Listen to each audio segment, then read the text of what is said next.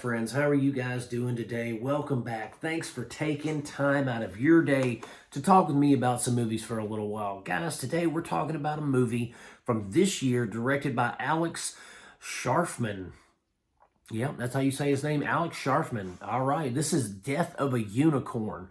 Before we get started, hit that like and subscribe button. Guys, this is basically a fantasy film, dark comedy, kind of horror-ish, but not really.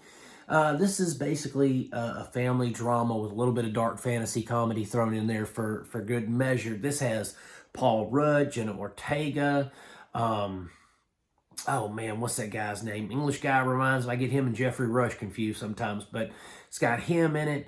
It's got Will Poulter. He steals the show, by the way. He is fantastic. So this is basically about a lawyer and his daughter. They're going into the, like the countryside to meet up with this big mogul and his family. They do, all kinds of R&D, private sector stuff. And he's going to basically become their counselor for all their important business ventures, and they're going to basically like fund him and his daughter's life for the rest of their life if he can get this position. On the way there, they hit a unicorn in their car, a la Harry and the Hendersons, all that kind of stuff. They bring it there, and all the things begin to transpire. And as if you know anything about unicorn myth, you take the magic out of the world, and the horn is the centerpiece. It's the epicenter of the unicorn's powers and just all that kind of stuff. So we get a little bit of lore, but then then it becomes kind of kill or be killed when everybody starts fighting for the power that the unicorn has, right? But what really makes this movie kind of stand out to me is everyone's acting. Jenna Ortega, she plays the kind of teenage daughter. She plays the teenage daughter that is willful, but also sad, and she's that emo daughter. Then we got Will Poulter, who is the kind of the son, the older, I can't remember if he's the oldest son, but he is the son of the magnate, right? But he is a complete idiot. He just picks up on buzzwords and uses them. He is, but he is the comedy centerpiece of this film.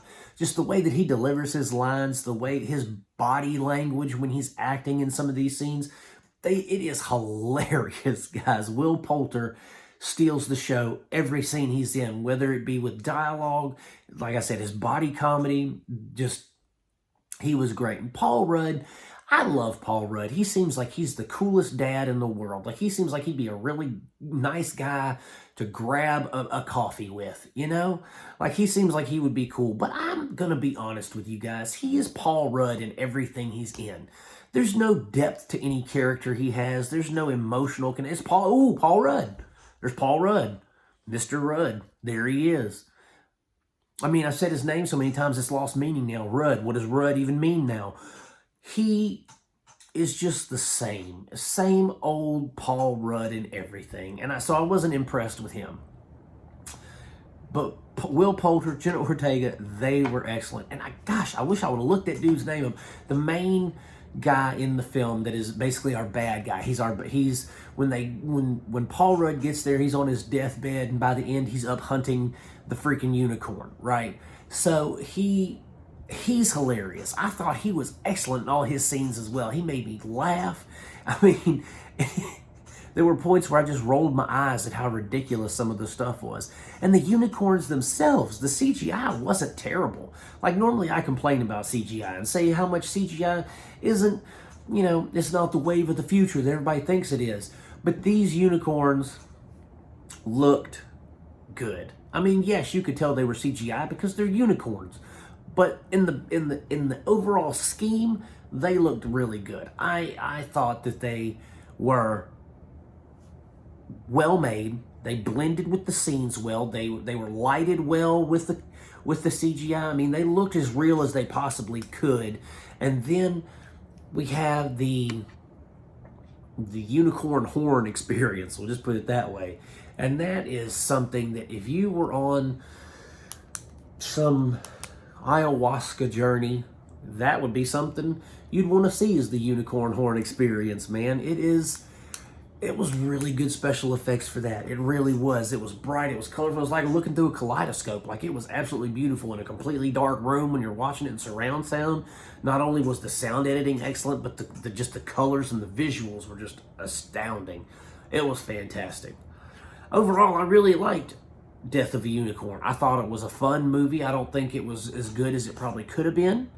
But at the same time, I think that for A24, it was a home run.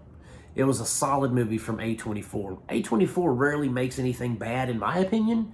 Now, there's a few, but most of the A24 ventures that I have gone on and seen and taken part in have been fun and enjoyable. So, Death of a Unicorn is no different. I enjoyed it. It's worth your time. Check it out if you get a chance. I rented it because it was like $5 on Prime. But, you know, it should be coming out on a streamer here soon, probably by the end of this month, maybe early August. It'll be on Max or something like that. So if you don't want to spend any coin on it, that's understandable. Just wait for it to drop on a streamer. But that's it for Death of a Unicorn, guys. Thanks so much for hanging around. Hit that like and subscribe button on the way out. And as always, I am going to keep making them as long as you keep watching them. Peace out. God bless you, my friends. And I will see you soon.